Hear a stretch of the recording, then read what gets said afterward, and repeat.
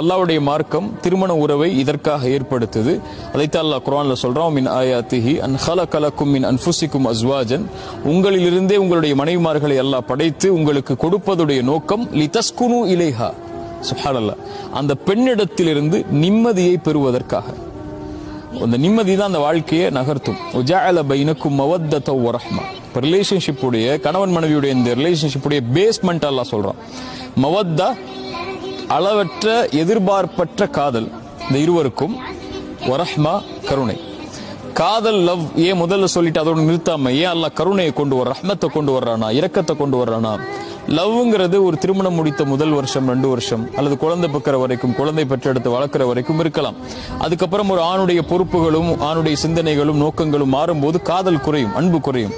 அப்ப அந்த ரிலேஷன்ஷிப்பை இழுத்துட்டு போறதுக்கு ஒண்ணு வேணும், அது கருணை, அது ரஹ்மத்.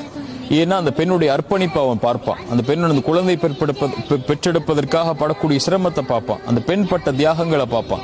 அந்த பெண் எல்லாவற்றையும் துறந்து தனக்காக வாழக்கூடிய வாழ்க்கையை பார்ப்பான். அதே மாதிரி ஒரு பெண்ணும் ஒரு ஆண் அந்த இரக்க குணத்தோட பார்ப்பான், அந்த கருணையோட பார்ப்பான். எல்லாத்தையும் விட்டுட்டு தன்னுடைய சிந்தனைகள், தன்னுடைய நோக்கங்கள், தன்னுடைய அழகு, தன்னுடைய வாழ்வு நேரம் எல்லாத்தையும் அந்த குடும்பத்துக்காக, குடும்பமுடைய முன்னேற்றத்திற்காக, பிள்ளைகளுடைய எதிர்காலத்துக்காக உழைக்கக்கூடிய அந்த கணவனுடைய கருணையை பாப்பா. அந்த லவ்வுக்கும் காதலுக்கும் மேல.